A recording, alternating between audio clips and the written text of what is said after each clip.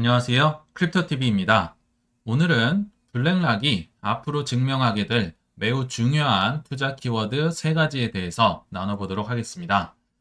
10월 11일자 CNBC의 한 쇼에 레리핑크가 또 나오게 됐는데요.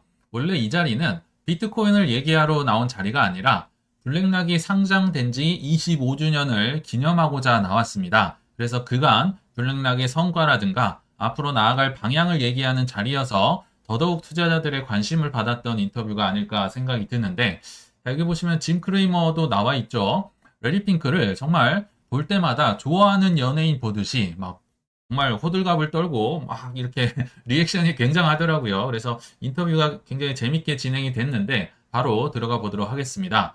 레리핑크의 말을 까만색으로 표시를 해봤고요. 짐 크레이머는 파란색, 그리고 데이빗이라는 친구는 제가 이름을 몰랐는데 이제 말미에 가서 레리핑크가 이름을 불러줘서 알게 됐습니다. 어떤 내용이 나왔는지, 어떤 키워드가 나왔는지 한번 들어가 보도록 하겠습니다. 먼저 짐 크레이머가 굉장히 반갑게 좋아하는 연예인 만나듯이 맞아줍니다. 그러면서 블랙락의 레리핑크 회장님 축하드립니다. 이렇게 존댓말을 쓰진 않았겠죠. 영어에는 이런 게 없으니까. 그러나 그 이상으로 극존칭과 참 찬양을 하듯이 얘기를 계속 이어갑니다. 세계에서 블랙락을 가장 크고 빠르게 성장시켰는데 이거는 말도 안 된다, 막 불가능하다 하면서 이거 어떻게 하신 건가요? 뭐 이렇게 물어보면서 시작을 합니다. 그러니까 레리핑크가 재밌는 건 다 받아줍니다. 양손을 들면서 마치 유치원생들을 맞이하듯이 하이 에브리원 이렇게 손을 흔드는데요. 이걸 보면서 전 참 레리핑크가 무섭다고 느낀 게, 원래는 이 레리핑크가 이런 데 나올 레벨이 아니거든요. 보통 CEO들 보면 팔짱 끼고 이런 거 마케팅 같은 거 누구 시켜서 할 텐데, 아마도 대를 위해서 좀 소를 희생하는, 뭐 그리고 예전에도 내가 뭐 좀 틀렸었다, 잘못 생각했었다, 뭐 이런 얘기도 뭐 서슴없이 얘기를 하는 걸 보면서 야, 이 친구 참 무서운 사람이구나 이걸 느꼈는데, 아무튼 이번에도 굉장히 마케팅을 잘 하고 갑니다. 그러면서 이제 지난주였는지 지지난주였는지 내가 까먹었는데, 아무튼 블랙락이 상장된 후로 25주년을 맞이했다. 그리고 창립한 지는 37주년을 맞았다고 합니다. 제가 찾아보니까 1988년도에 레리핑크가 블랙락을 설립했더라고요. 그러면서 먼저 거창한 목표를 소개를 하는데, 우리의 목표는 세계의 경제 성장을 금융화시켜서 많은 사람들이 널리 이용할 수 있게 만드는 겁니다. 뭐 거의 홍익 인간이죠. 뭐 널리 인간을 이롭게 하려고 내가 목표를 세웠다. 뭐 이런 식으로 얘기를 합니다. 자, 그러면서 이제 2009년 얘기를 시작을 하는데 얘기할 수밖에 없습니다. 왜냐하면 그 전까지는 블랙락이 있긴 있었는데 그렇게 크진 않았습니다. 뭐 JP 모건이나 그 골드만삭스나 이런 곳이 세계를 꽉 잡고 있었는데 2009년을 계기로 블랙락이 급성장을 하거든요. 아시겠지만 위기 뒤에 기회가 있듯이 서프라임 모기지 사태에 약간 흔들흔들 거리고 있는 BGI, 이게 약자로 많이 쓰던데 찾아보니까 이게 바클레이스, 영국에 있는 이제 큰 회사였죠. 여기를 인수하면서 급성장을 하게 됐는데, 왜 바클레이스를 헐값에 이제 샀겠죠. 근데 왜 샀느냐? 지금은 ETF의 대명사 아이쉐어스가 이제 블랙락의 ETF 대명사인데요. 바클레이스가 당시 이 아이쉐어스를 갖고 있었습니다. 근데 블랙락이 볼 때는 ETF야말로 경제를 나르는 비이클이 될 거란 믿음이 있었기 때문이다. 이게 나중에는 이제 ETF가 아니라 RWA가 될 수도 있겠죠. 근데 그때 당시는 ETF다. 여기에 뭐 채권이든 뭐 부동산이든 유동화 되기 어려운 걸 태워서 팔면 되겠다. 그게 ETF였고, 그래서 좀 헐값이 된, 왜 바클레이스가 이렇게 됐냐면요. 당시에 리먼 브라더스랑 엮여 있어서 이게 팔 수밖에 없는 상황에 있어서 이 위기였으니까 좀 헐값에 샀겠죠. 근데 레리 핑크는 3,400억 불의 바클레이스를 샀다고 나오는데 제가 찾아보니까 이거보다 더 좀 싸게 산 것 같아요. 근데 아무튼 헐값에 사서 현재는 4.2조 달러가 됐네요. 뭐 그래도 뭐 열 몇 배가 넘긴 했는데 4.2조 달러가 안 와닿으실 것 같아서 계산을 해보면요. 한 6천조 원 정도 됩니다. 6천조 원도 좀 넘을 수도 있어요. 어, 블랙락의 뭐 자산이 1.3경원, 운용 자산이요. 근데 거기에 거의 절반을 바클레이스의 아이쉐어스 ETF가 차지하고 있다는 겁니다. 엄청나게 인수를 잘하고 실제로 그들의 말처럼 ETF를 크게 키웠다. 이게 참 블랙락의 무서운 점 같아요. 그리고 2012년도에도 한 쇼에 나와서 내가 이런 얘기를 했었다. 그러니까 종종 이거를 이제 띄워야 될 때가 있을 때는 본인이 이렇게 나와서 가끔씩은 마케팅을 하는 것 같습니다. 그때 당시는 ETF가 채권의 주요 엔진이자 비클이 될 것이라고 주장을 하고 마케팅을 했었다고 합니다. 왜냐하면 아시겠지만 채권은요, 뭐 부동산도 그렇고 유동성이 없어요. 근데 블랙락의 이름으로 유동성을 모으기 시작하면 채권도 사고 팔 수 있게 용이하게 해준다는 거죠. 그래서 아시겠지만 현재의 채권 규모는 이제 ETF를 통한 것만 1조 달러가 넘었다.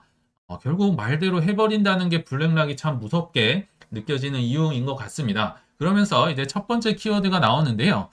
블랙락은 향후 5년간 인도에서 큰 플레이어가 될 위치에 있다. 아, 인도였구나. 그리고 파트너 지오와 함께, 이 지오라고 하면 예전에 제가 뭐 우스갯소리로 인도에는 두 명의 부자가 있는데 한 명은 안바니, 뭐 제가 안바싸, 그리고 아다니 어려우니까 아다리. 그래서 안바싸 형님, 그 막내 아들 결혼식에 뭐 레리 핑크도 그 하객으로 갔었고 이재용 터번 두르고 갔었고 뭐 저크버그다. 뭐 저스틴 비버가 1,300억 받고 축하 공연했다고 한번 소개를 드렸었잖아요. 그렇게 한 이유가 있겠죠. 결혼식에 가려면 파트너를 맺어야 되기 때문에 인도 시장을 먹어야 되기 때문에 이 파트너 지오 그 결혼식을 갔었는데 레리 핑크도 이들과 함께 새로운 은퇴 플랫폼을 만들기 위해 노력하고 있습니다.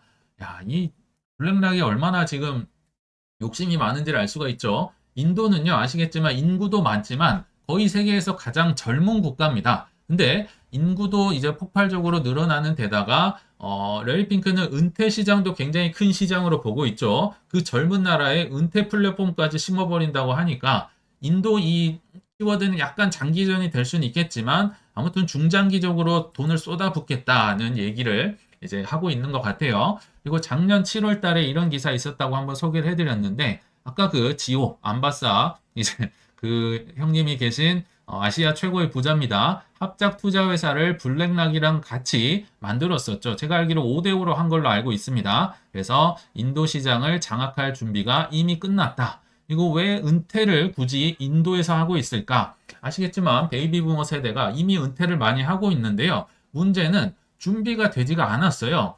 그걸 어떻게 알 수 있느냐? 한국만 봐도 최근에 10월 12일자 기사 국민연금 당겨서 30% 깎여도 지금 일찍 받겠다는 사람들이 줄을 서고 있는데 왜 이럴까요? 물론 뭐 언제 죽을지 몰라서 이렇다고도 하겠지만 그것보다는 은퇴 준비가 안 됐다는 얘기입니다. 돈이 없고 생각보다 인플레가 높기 때문에 내가 생각한 것만큼 이 수입이 충족이 되지가 않는다는 얘기입니다. 그래서 레리 핑크가 계속 2024년 주주 서한에서도 주주들에게 은퇴라는 단어를 무려 98번이나 강조를 하면서 은퇴, 베이비 부머 잡아야 돼.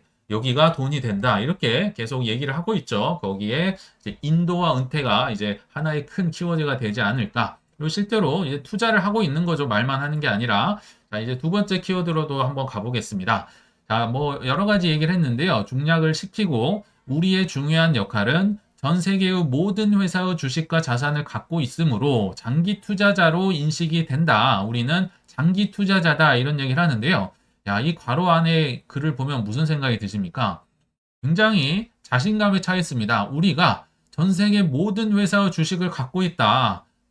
어마어마한 참 블랙락만이 할 수 있는 얘기인 거죠. 한국에서도 뭐 상장회사 100개 중에 그 1위부터 100위 중에 뭐 84개인가요? 그게 다 4대 주주였잖아요. 블랙락이. 그만큼 막강한 영향력을 갖고 있습니다. 그런데 전 세계 기업과 우리가 파트너인데 치고 빠지는 그런 회사가 아니다. 단타 치려고 하지 말아라. 뭐 이렇게까지는 얘기를 안 했지만요. 제가 이 행간에서 알 수 있는 의도는 제발 좀 우리가 투자하고 있는 뭐 ETF라든지 이런 투자 자산을 사놓고 가만히 좀 있어봐라. 우리가 세계에 있는 거 다 좌지우지 할 수 있는데 이걸 왜 치고 빠지려고 그러느냐. 저는 이렇게 받아들여지더라고요. 그러면서 두 번째 키워드가 또 나옵니다. 몇 주 전에 우리는 우리의 역할을 수행하기 위해 무슨 역할입니까? 홍익인간, 널리 인간을 이롭게 하는 역할을 수행하기 위해서 마이크로소프트, MGX, 뭐 이게 예전에 기사에도 소개해드렸지만 아랍에미레이트라는 나라가 투자하는 AI 투자사입니다. 그러니까 나라가 투자하는 회사예요. 이런 것과 몇 가지 발표를 했었습니다. 우리는 알고 있죠. 그 AI 쪽이었잖아요. 그러니까 짐 크레이머가 갑자기 흥분을 하면서 끼어듭니다. 그거 알아요. 9월 17일에 발표하셨잖아요. 정확하게 알고 있더라고요. 네, 맞습니다. 그게 투자자를 위한 블랙락의 역할이라고 생각을 했었고 GIP를 인수한 이유다. 이 약자를 써서 제가 또 알아보니까 글로벌 인프라스트럭처 파트너스라는 세계에서 뭐 큰 이제 인프라 업체 중에 하나를요. 16조 원에 올해 1월 달에 그 블랙락이 인수를 했었습니다. 이 전력 인프라, 이 정말 데이터 센터가 전기 먹는 하마라고 하잖아요. 그래서 세계에서 가장 큰 이제 인프라 중에 하나를 인수를 했는데 바클레이스 투자한 이래로 최대 인수 16조 원에 사들였다는 거죠. 그러니까 이게 거의 10년 넘어서 지금 또 한 번 찾아온 기회구나 해서 큰 돈을 들여서 인수를 했었구나 알 수가 있겠죠. 아마 이 기사 보셨을 텐데요. 미국에서 9월 17일이었으니까 한국에서는 9월 18일에 떴었네요. 블랙락과 마이크로소프트가 합작으로 40조 원이나 되는 AI 펀드를 조성한다. 이 데이터 센터 전력 인프라에 박차를 가하고 있다. 이게 굉장히 무서운 내용이거든요. 133조 원, 뭐 이것저것 따지면 어마어마한 돈을 투자를 할 것이고, 아랍에미레이트 아까 그 MGX 나왔었죠. 그리고 엔비디아 당연히 참여를 했을 거고, 무엇보다 이게 무서운 게요. 미국 정부가 큰 그림을 그리고, 니들 다 이렇게 나와. 이렇게 판도 깔아주고, 실제로 양적 긴축을 하고 있는 상황에서도 그 좀 적어진 없는 돈을 계속 AI 쪽에 뭐 지원금이다 뭐다 밀어주고 있는 겁니다. 민간 기업들이 내 돈으로만 투자를 하면 조금 과대 투자하는 거 아니야 할 수 있는데 정부가 같이 돈을 쏟아붓고 그 전 재산을 이렇게 있는 돈 없는 돈 모아가고 있다, 쏟아가고 있다는 건 그래도 이게 쉽사리 뭐 꺼지지는 않을 거다 AI 쪽이요 이렇게 생각이 들었었죠. 그리고 사우디아라비아도 53조 원을 투자를 하는데 아시겠지만 미국과 사우디는 예전처럼 그렇게 좋은 관계가 아님에도 지금 뭐 AI 앞에서 이런 거 뭐 이런 거 저런 거 따지는 게 아니라는 거죠. 자, 두 번째 키워드는 AI 펀드, AI 데이터 센터 쪽이다. 예전에 그래서 많이 좀 소개를 해드렸던 것 같습니다. 자, 이렇게 뭐 계속 인터뷰가 진행이 되는데 말미에 들어가서 이제 데이빗이라는 분이 한마디를 질문을 합니다. 이분은 프라이빗 크레딧이라는 곳이 굉장히 중요하다고 생각을 했던 것 같습니다. 앞서서 레리 핑크가 뭐 중략한 내용 중에 프라이빗 크레딧 얘기를 좀 언급을 했었거든요. 그러니까 데이빗이 이제 프라이빗 크레딧을 대해서 좀 말을 하고 싶다 하는데 좀 쉽게 얘기하면요.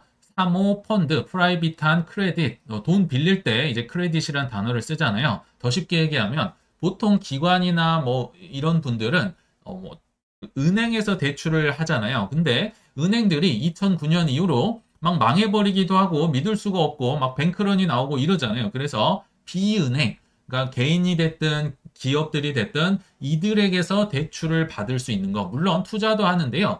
비은행들에게 대출을 받을 수 있는 걸 프라이빗 크레딧이라고 하거든요. 그래서 이 분야에 대해서 한번 말씀해 주시죠. 자, 지금은 이런 게 보험사 등 기관 자금에 의해서 주로 활동이 되고 운영이 되고 있는데 블랙락이 그것을 주식 같은 걸 ETF를 통해서 대중에게 제공하고 있으며 그러니까 프라이빗하게 한다곤 하는데 그 시장이 사실 막 이렇게 활성화되고 유동성이 넘치진 않다는 얘기를 하는 겁니다. 근데 블랙락이 그 프라이빗과 퍼블릭의 중간 다리 역할을 한다. 그러면서 ETF 같은 걸 통해서 이제 주식을 사고 팔 수 있게 주식 ETF 안에 주식을 태워 넣는다. 이런 얘기를 하고 있는데 갑자기 레리 핑크가 싹 끊으면서 말을 끊으면서 웃으면서 아니면 비트코인 그러니까 주식 같은 거 얘기할 때 비트코인을 씩 웃으면서 얘기를 하더라고요. 이거는 비트코인 얘기할 그 상황이 아니었는데 제가 볼 땐 틈새 마케팅을 하지 않았나. 정말 그때 당시 화면을 캡처했는데요. 비트코인 같은 거, 주식 같은 거 빼먹지 마 할 때 비트코인을 얘기를 했었고 더 재밌는 건 이제 열렬한 호응자 짐 크레이머가 그때 당시 화면입니다. 그래, 비트코인 맞아, 뭐 이렇게 흥분을 하면서 눈으로 막 전기를 쏘면서 응원을 하고 있는 것 같더라고요.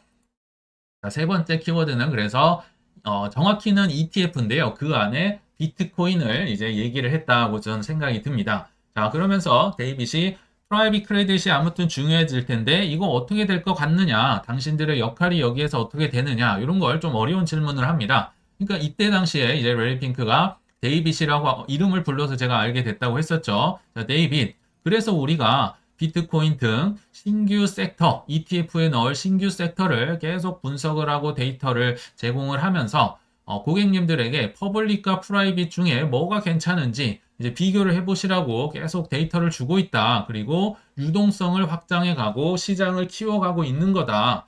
홍익인간이라고 했었죠. 고객들을 위해서 우리가 하는 거다. 이렇게 얘기를 하는데요. 그러니까 데이빗이 또 한마디 합니다. 이거 당신들이 거의 퍼블릭 마켓처럼 만들던데요. 이게 무슨 얘기냐면요. 퍼블릭은 공공, 유동성이 많고 이제 공적인 거니까 나름 이제 유명한 거죠. 근데 프라이빗은 사적으로 하니까 유동성이 적고 마치 예전에 채권이나 부동산 시장 유동성이 없잖아요. 막 사고 싶어도 못 사고 팔고 싶어도 못 파는데 이 사적인 유동성이 없는 시장을 당신들이 ETF나 이런 걸로 들어오니까 유동성을 퍼부어가지고 채권도 지금은 사고 팔 수 있고 부동산도 사고 팔 수 있고 완전 퍼블릭처럼 만들어 버리더라. 공공마켓처럼. 그러니까 당신들 영향력이 꽤 세더라. 정말 역할 잘하고 있다. 이런 얘기를 돌려서 하는 얘기를 하고 있더라고요. 그러니까 레리핑크가 네, 당연히 그렇게 돼야죠 하면서 내가 초창기에는 그러니까 블랙락 만들기 전을 이제 얘기를 하는 것 같아요. 초창기에는 주택 저당 채권 MBS 지금은 서프라임 모기지 때문에 우리가 다 알고 있는 건데요. 그때 당시만 해도 이 부동산을 갖고 채권을 만든다는 개념 자체가 아예 없을 때 레리핑크가 정확히 몇 년도인지는 얘기 안 하지만 이거 내가 처음 만들었는데 아무도 보려고 하지도 않고 원하는 사람도 없고 들으려고 하지도 않더라. 그러나 현재는 그 시장의 유동성이 넘쳐나고 있는 거 이제 아시죠? 그래서 이게 혁명이다. 근데 그 어려운 걸 내가 하고 있다. 이렇게 인터뷰가 마무리됩니다. 근데 이게 참 무서운 거란 거죠. 블랙락이 방향을 제시하고 그쪽으로 많은 돈, 그러니까 말만 하는 게 아니라 계속 행동을 퍼부으고 돈을 쏟아 부으면 그쪽으로 이제 점점 이 유동성이 커지면서 마켓이 커지고 발전을 하더라. 그래서 이 키워드가 참 중요한 것 같은데요. 한번 제가 정리를 해봤습니다. 블랙락이 언행일치, 말만 하는 게 아니라 행동으로 보여주면서 앞으로 이제 인도 같은 건 좀 오래 걸리긴 하겠지만 증명할 수 있는 거 제가 세 가지를 정리를 해보면 첫 번째는 인도 시장이었죠. 지오와 함께 손을 잡고 인도 시장 공략하겠다. 거기에다가 은퇴 플랫폼까지 그 안에 새로운 거 넣겠다. 굉장한 욕심이 보입니다. 그리고 두 번째는 AI, 특히나 전력 인프라 쪽, 마이크로소프트, 아랍에미레이트, 사우디에 미국 정부까지 가세해서 돈을 퍼붓고 있기 때문에 향후 1, 2년 내에 꺼질 것이다. 쉽지 않을 것 같습니다. 주가는 왔다 갔다 할 수는 있겠지만 이 AI 쪽은 계속 발전이 될 것 같더라. 그리고 마지막 세 번째가 정확히 얘기하면 ETF인데요. 그 안에 뭘 집어넣느냐. 주식 얘기하니까 바로 끊고 비트코인 얘기를 했었죠. 과거의 발언으로 들어가 본다면 비트코인 ETF, 그 다음 이더리움 ETF, 그 다음 RWA가 오는 세상으로 갈 것이다. 최종 목표는 RWA입니다. 근데 RWA는 아시겠지만 비트 이더로만 되는 게 아니에요. 많은 알트코인들도 필요할 것입니다. 왜냐하면 비트 이더가 너무 느리고 수수료가 작으니까요. 그래서 이 정도 키워드는 알고 가면 좋겠다. 인도는 향후 사실 5년이라 했으니까 시간은 좀 걸릴 수 있겠지만 이 나머지 두 개 AI랑 비트 이더 ETF, RWA 이런 거는요. 1, 2년 전부터 엄청난 돈과 시간, 틈새 마케팅까지 해가면서 지금 레리핑크가 심하게 드라이브를 걸고 있는 모양인 거죠. 우리가 다 보고 있는 거죠. 그래서 저것들이 앞으로 5년 내에 크게 성장할 분야라 생각을 하신다면 앞으로 이 분야를 어떻게 투자를 해야 될지 곰곰이 생각해 보시길 바라면서 이만 물러가겠습니다. 시청 감사합니다.